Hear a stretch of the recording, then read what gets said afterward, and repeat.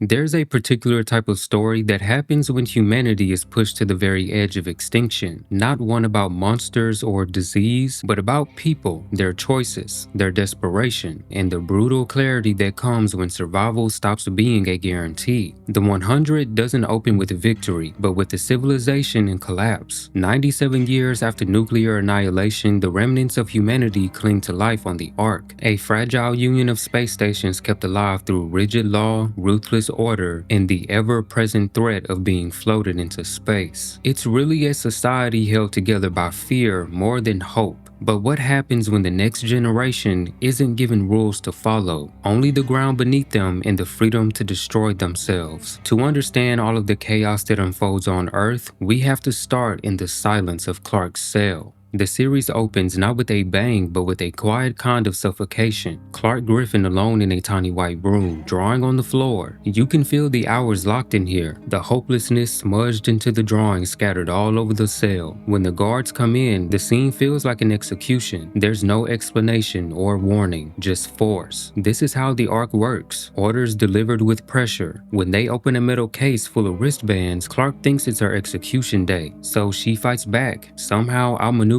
both guards and escaping the cell. But she runs into her mother, Abigail Griffin, who tells her the truth. She's not being executed, she's being sent to the ground. And that sentence lands with heavy weight because as far as they know, Earth is inhabitable. It's a poisoned tomb soaked with radiation from nuclear war, a forbidden idea they weren't going to revisit until 100 years later. Clarke barely has time to process anything before she gets a sedative to the back. When she opens her eyes again, she isn't in a cell, she's in a dropship surrounded by 99 other kids, criminals, rebels, orphans, and outcasts, all of them being used as disposable test subjects. They've been deemed expendable for their crimes, so they're gonna be used to prove whether the Earth can sustain human life again. As Clarke comes to, she realizes who's sitting beside her, Wells, the Chancellor's son and her ex-best friend. He got himself arrested intentionally to be sent with her, but Clarke doesn't seem too happy to see him. Before we can learn more about that, we're interrupted by the parachutes having a misfire. Thanks to a bit of influence from Finn Collins here, 2 other kids are flung against the wall and killed instantly. It's a reminder that their survival isn't promised. Suddenly, the cabin starts to shake violently. Thinking this is it for them, Wells apologizes for getting Clarke's father arrested. He doesn't want to die, thinking Clarke hates him.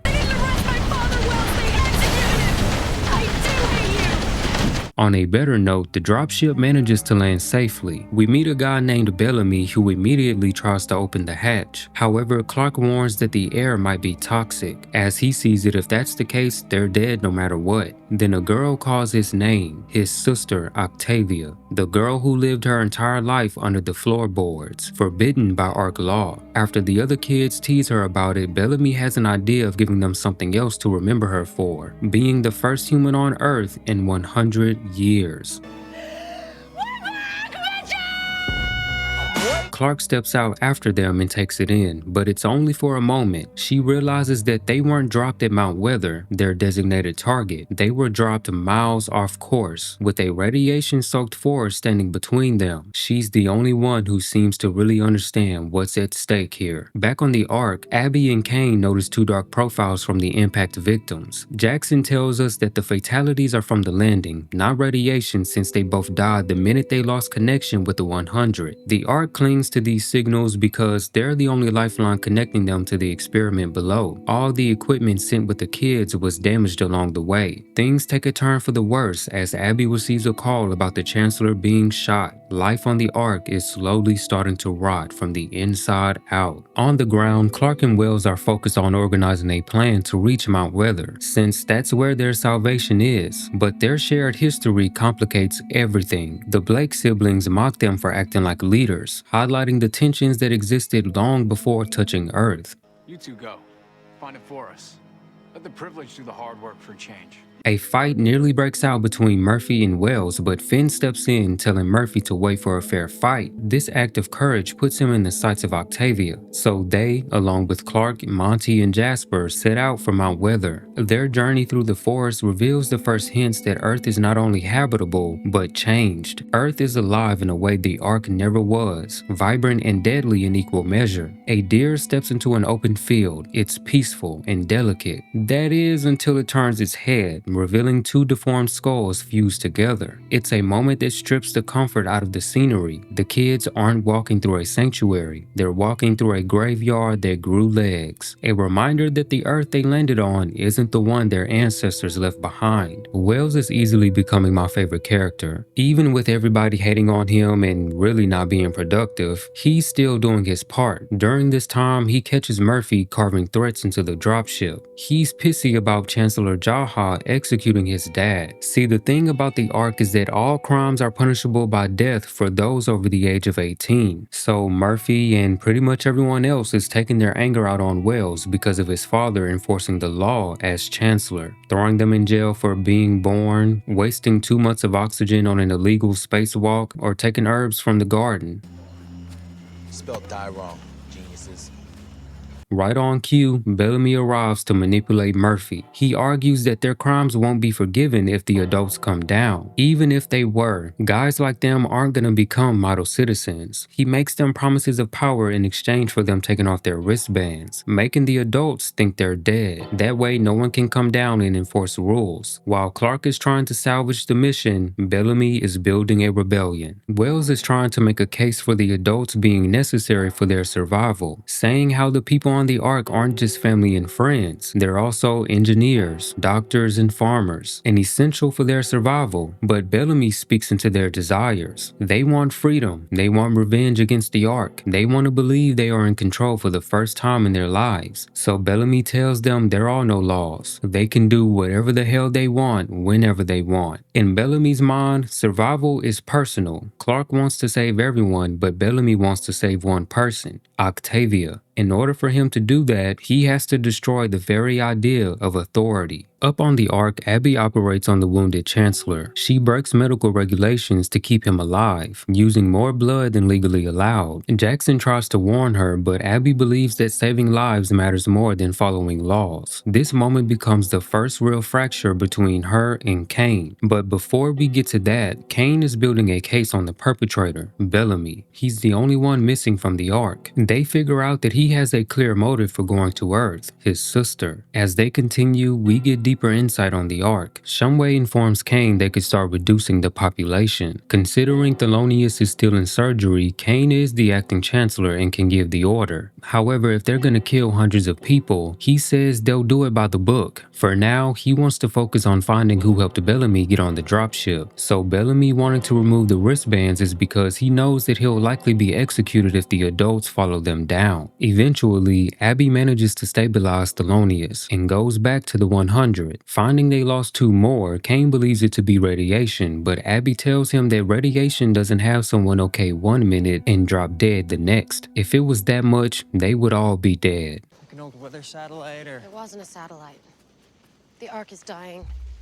At their current population, they only have 4 months of oxygen left. Turns out that's why they sent the 100 to the ground, to see how safe it is, also buying themselves some time. It's also why they put Clarke in jail and floated her father to keep it secret. He thought the people had a right to know, but the council, including her mother, disagreed, feeling it would cause panic. They were gonna go public anyway, but Wells turned them in, and that was that. Kane comes in with his army, arresting Abby for exceeding the legal limit for medical supplies. Since she's over the age of 18, he sets her for execution in the morning. But Abby says it was worth it keeping Kane from becoming Chancellor. What becomes clear in this moment isn't just that Kane is willing to sentence Abby to death. It's that he views the law the same way a drowning man views air. Not as a principle, but as the only thing keeping him alive. Kane talks about survival as if it's a simple equation. Obey the rules, reduce the population, preserve the species. But the more he speaks, it feels like the law isn't really guiding him.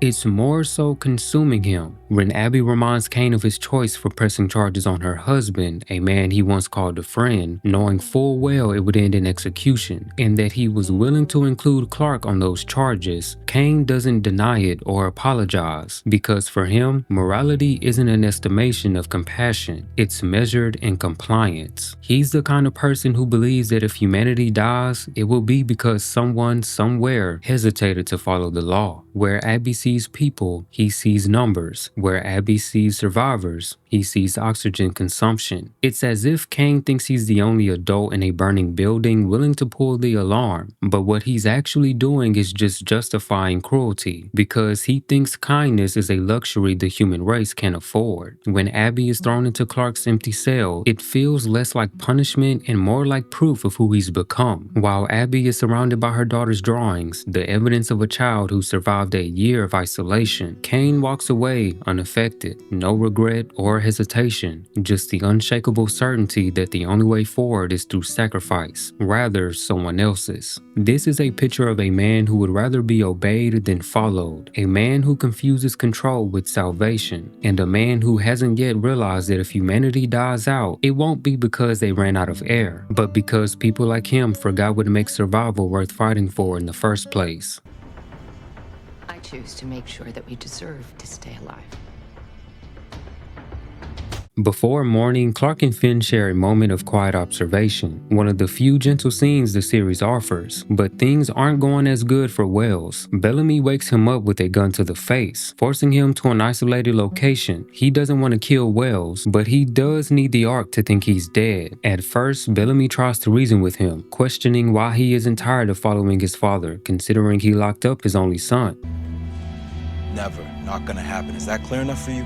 So Bellamy has a few of his goons forcibly remove his wristband. Honestly, this was a very smart move on Bellamy's end. Wells is the son of the Chancellor, and if he thinks his son is dead, his faith will be destroyed, which will also lessen the chances of the adults coming down. The next morning, Abby is being prepared for her execution. She says her goodbyes and tells Jackson to talk with a man named Sinclair in engineering. According to her, there may be a way to reverse engineer the wristbands for communication. Just as they're about to press that button, Thelonious appears and pardons her. He gives Kane a distasteful glare before he fills him in on the 100. We go to Clarke's group where Finn is preparing to jump across a river, but Jasper, wanting to impress Octavia, goes first instead. He makes it across and picks up a sign that says Mount Weather. Everyone starts celebrating until Jasper is hit with a damn spear to the chest. Bro, there is no way a human threw that. No freaking way.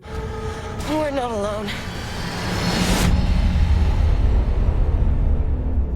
In the end, the first day on Earth doesn't feel like a win. It feels like a warning. The 100 may have reached the ground, but nothing about the ground is welcoming them. Not the mutated wildlife, not the poisoned forest, and definitely not the silent spear that caught Jasper in the chest. The Ark sent these kids here to prove humanity still has a future. But all episode 1 really proves is that humanity carries its old problems wherever it goes. Fear, power, resentment, and the fragile illusion that rules only matter when someone is watching. Clarke sees responsibility in every tree line. Bellamy sees opportunity in the absence of authority. All Wells really wants is a second chance for everyone. And Octavia finally sees a world that feels big enough for the life she's always been denied. But the only truth that matters now is the one no one is willing to say out loud. The moment Jasper's body vanished into the forest, the experiment changed. Earth isn't empty, it isn't safe, and it's definitely not theirs. The 100 came to see whether they could survive the world.